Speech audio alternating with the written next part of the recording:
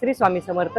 मी महाराजांचा खूप मोठा भक्त आहे किंवा मी महाराजांची खूप भक्ती करते असं जेव्हा आपण म्हणतो तर खरं तर आपण भक्ती करत नसून महाराजांनी आपल्याला शिष्य म्हणून निवडलेलं असतं आणि महाराजांच्या इच्छेशिवाय पानही हालत नाही.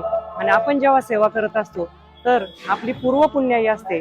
कारण स्वामी चरित्रामध्ये पण अक्कलकोटला महाराज आल्यानंतर चोळप्पाच्याच घरी का गेले तर याबद्दल असं सांगितलंय की गाठी होते पूर्वपुण्य म्हणूनही घडलेल्या गोष्टी झाले स्वामी राजे येती.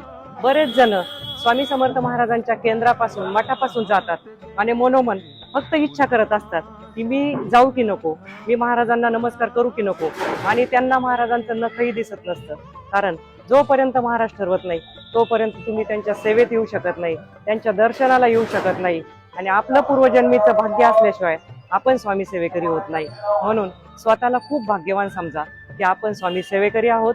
महाराज आपल्याकडून सेवा करून घेतात आणि आपण स्वतःचं चांगलं झाल्यानंतर इतरांसाठी जेव्हा चांगलं करण्याचं, स्वामी सेवेत आणण्याचं, मार्गाचा प्रसार करण्याचं काम करत असतो तेव्हा महाराज आपल्यासाठी नक्कीच अद्वितीय असं काहीतरी देणार असतात. श्री स्वामी समर्थ.